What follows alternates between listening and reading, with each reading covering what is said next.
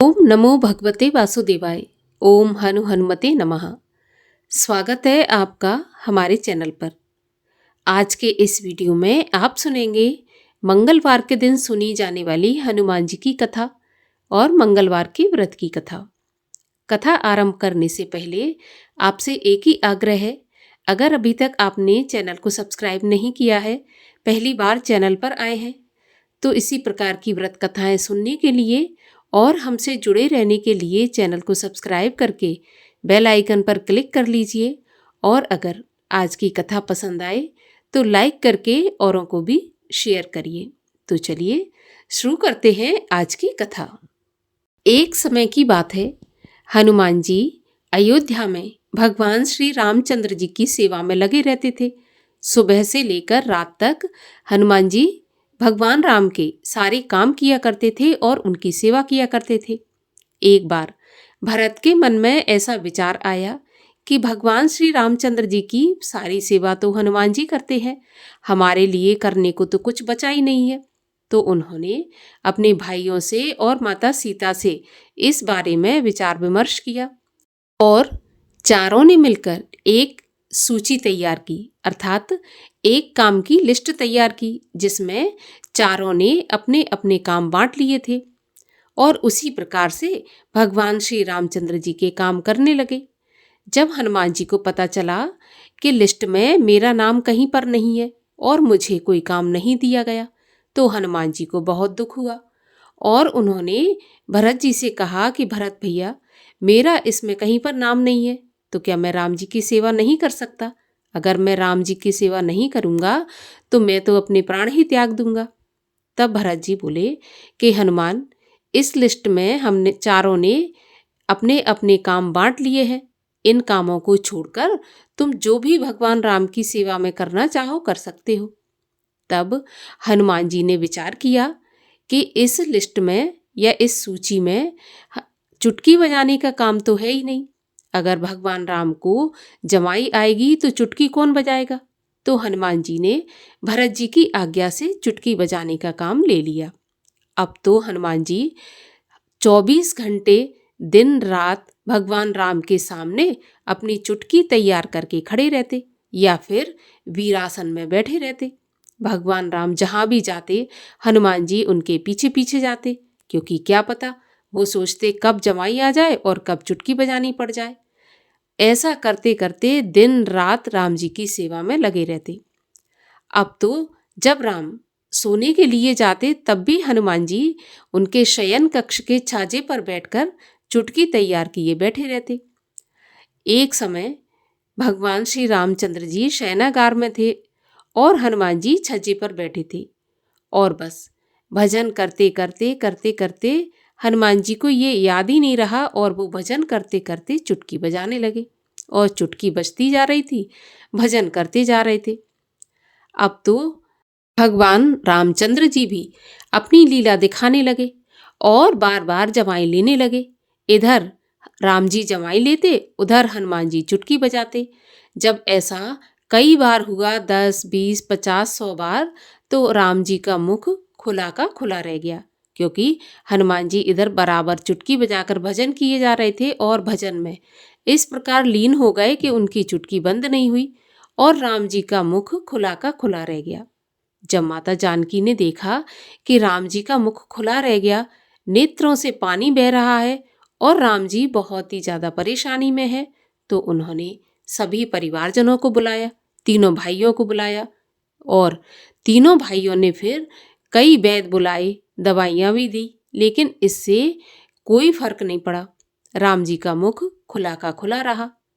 जब ये सूचना गुरु श्रेष्ठ वशिष्ठ जी को मिली तो वशिष्ठ जी राम जी के पास पधारे।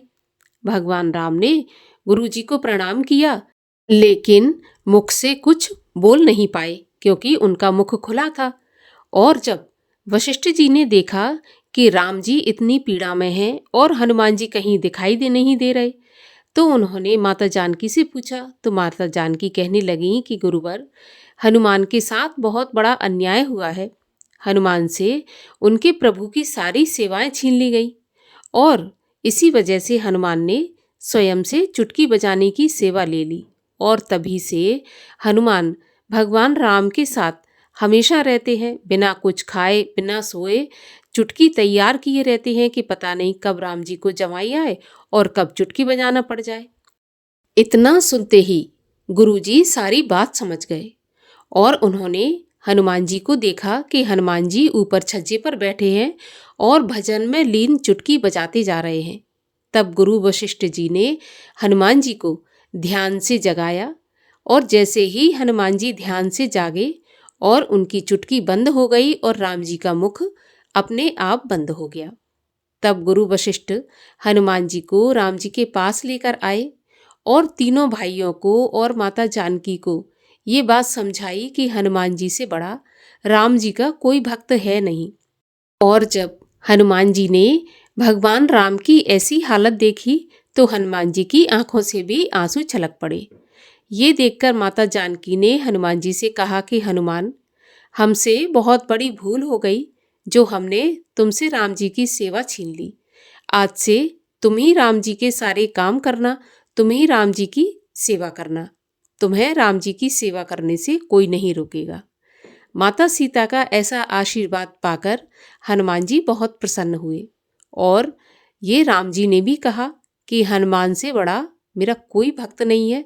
हनुमान और मैं दोनों एक समान ही जानिए। तभी से राम जी के सभी काम हनुमान जी करने लगे और इसमें किसी ने हस्तक्षेप नहीं किया। और अब सुनिए मंगलवार के दिन सुनी जाने वाली मंगलवार के व्रत की कथा। एक समय की बात है, एक ब्राह्मण और एक ब्राह्मणी थे जिनके कोई संतान नहीं थी। इस कारण से वे दिन रात भगवान से प्रार्थना करते थे कि उन्हें कोई पुत्र हो जाए।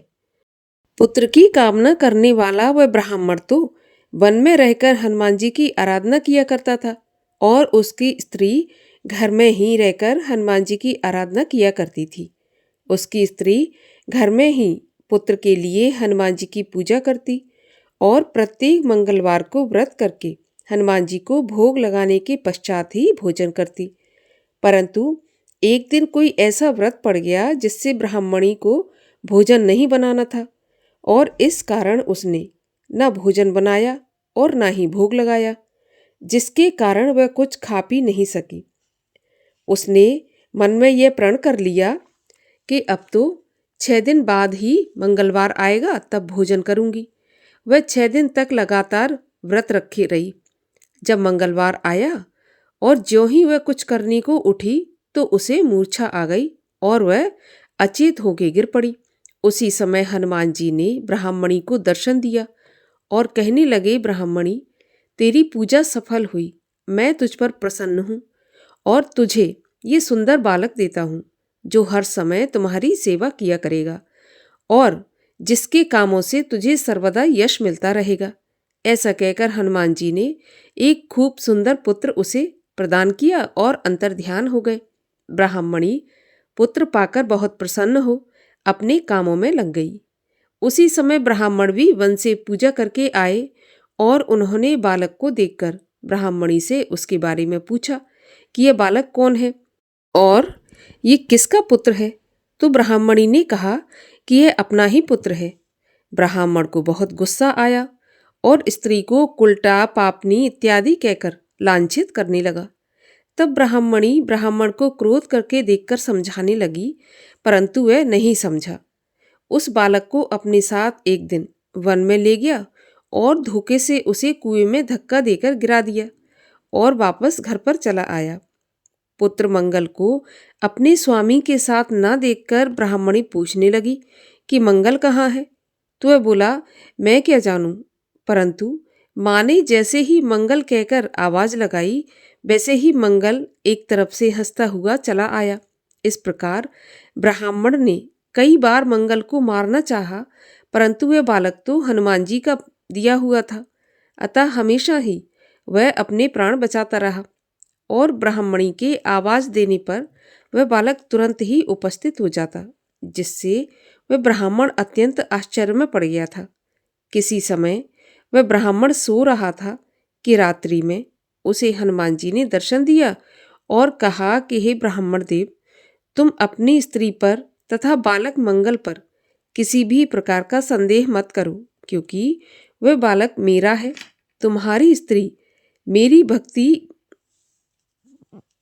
बड़ी ही श्रद्धा से करती है, इसलिए मैंने उसे पुत्र दिया है। इसके बाद नींद खुलने पर उस ब्राह्मण ने अपनी स्त्री से भला बुरा कहने के कारण क्षमा मांगी और पुत्र मंगल को बहुत लाड़ प्यार किया और प्रसन्नता से हनुमान जी का पूजन करने लगा। इस प्रकार जो भी मनुष्य इस कथा को पढ़ता या सुनता है या फिर मंगलवार का व्रत करता है, उसके समस्त कष्ट हनुमान जी की कृपा से दूर हो जाते हैं और वह मनोवांछित फल पाता है। बोलिए हनुमान जी महाराज की जय। एक समय की बात है, एक बुढ़िया थी। वह मंगल देवता को अपना इष्ट देवता मानकर सदा मंगल का व्रत रखती और मंगल देव का पूजन किया करती थी। उसका एक पुत्र था जो मंगलवार को उत्पन्न हुआ था। इस कारण उसको मंगलिया के नाम से बुलाया करती थी। मंगलवार के दिन ना तो वह घर को लीपती और ना ही पृथ्वी को खोदा करती थी। एक दिन मंगल देवता उसकी श्रद्धा की परीक्षा लेने के लिए उसके घर में साधु का रूप बनाकर आए और द्वार पर आवाज दी। बुढ़िया ने कहा, महाराज क्या आज्ञा है? तो साधु कहने लगा कि मुझे बहुत भूख लगी है, मुझे भोजन बनाना है। इसके लिए तू थोड़ी सी पृथ्वी लीप दे तो तेरा बहुत पुण्य होगा। ये सुनकर बुढ़िया ने कहा, महाराज आज मंगलवार है और मैं मंगलवार का व्रत करती हूँ, इसलिए ना तो मैं चौका लगाऊंगी और ना ही मैं पृथ्वी खोदूंगी। अगर आप कहो तो मैं जल का छिड़काव कर दूं, उस पर आप भोजन बना लेना। तो साधु कहने लगा कि मैं गोबर से लिपे चौके पर ही खाना बनाता हूँ। बुढ़िया ने कहा, पृथ्वी लीपने के अलावा कोई और सेवा हो तो बताओ, मैं वह सब कुछ करने के लिए तैयार हूँ। तो साधु ने कहा कि सोच समझकर उत्तर देना, जो भी मैं कहूँ तुम्हें करना पड़ेगा। तो बुढ़िया कहने लगी, महाराज पृथ्वी लीपने के अलावा कोई भी आज्ञा करेंगे तो मैं उसका पालन अवश्य करूंगी। बुढ़िया ने ऐसे साधु महाराज को 3 बार वचन दे दिया। तब साधु कहने लगा कि तू अपने लड़के को बुलाकर यहाँ पर औंधा लिटा दे, तो मैं उसकी पीठ पर आग जलाकर भोजन बना लूंगा। साधु की बात सुनकर बुढ़िया चुपचाप हो गई। तब साधु ने कहा कि बुलाओ लड़के को, अब सोच विचार क्यों करती हो? बुढ़िया मंगलिया मंगलिया कहकर लड़के को पुकारने लगी। थोड़ी देर बाद लड़का आ गया तो बुढ़िया ने कहा, बेटा तुम्हें अंदर बाबा जी बुला रहे हैं। लड़के ने महाराज से जाकर पूछा कि महाराज क्या आज्ञा है? तो बाबा जी ने कहा कि जाओ अपनी माता जी को बुला के ले आओ। तो उसने अपनी माँ को आवाज़ लगाई और माता अंदर आई। तो साधु ने कहा कि इसको तू ही औंधा लिटा दे। बुढ़िया ने मंगल देवता का ध्यान करते हुए लड़के को औंधा लिटा दिया और उसकी पीठ पर अंगीठी रख दी और कहने लगी, महाराज अब जो कुछ आपको करना है कीजिए, मैं जाकर अपना काम करती हूँ। साधु ने लड़के की पीठ पर रखी हुई अंगीठी में आग जलाई और उस पर भोजन बनाया। जब भोजन बन चुका तो साधु ने बुढ़िया से कहा कि अब अपने लड़के को बुलाओ, वह भी आकर भोग लगा ले। बुढ़िया कहने लगी, महाराज ये कैसी बात कर रहे हैं? आपने उसकी पीठ पर आग जलाई और अब उसी को प्रसाद के लिए बुलाते हैं। क्या ये संभव है कि वह अब भी आपको जीवित मिल सकता है? आप कृपा करके मुझे बार बार उसकी याद मत दिलाइए और भोजन करके आप यहाँ से चले जाइए। लेकिन साधु कहाँ मानने वाले थे। साधु बुढ़िया से बार बार कहने लगे कि अपने बेटे मंगलिया को आवाज़ लगाए। तो बुढ़िया ने जैसे ही मंगलिया कहकर आवाज़ लगाई, वैसे ही एक ओर से दौड़ता हुआ वह आ गया। साधु ने लड़के को प्रसाद दिया और कहा कि माई तेरा व्रत सफल हो गया।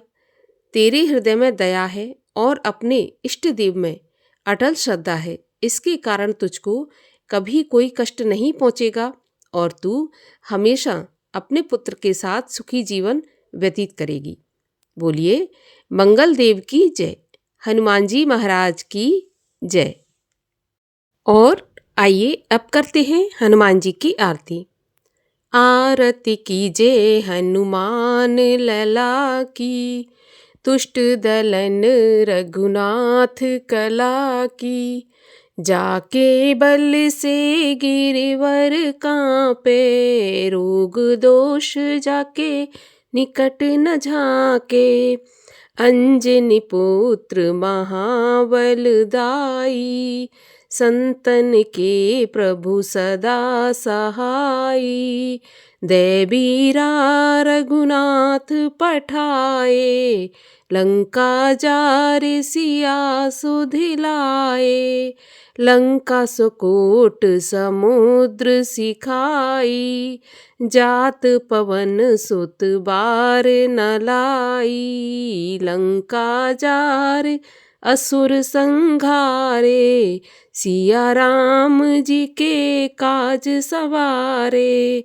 लक्ष्मण मूर्छित पड़े सकारे, लाए सजीवन प्राण उबारे, पैठ पताल तोर जमकारे, अहिरावण की भुजा उखारे, बाएं भुजा असुर संघारे, दाहिनी भुजा संत जन तारे, सुर नर मुनि आरती उतारे, जय जय जय हनुमान उचारे, कंचन थार कपूर लो छाई, आरती करत अंजना माई, जो हनुमान जी की आरती गावे, बस बैकुंठ परम पद पावे, आरती कीजय हनुमान लला की, दुष्ट दलन रघुनाथ कला की।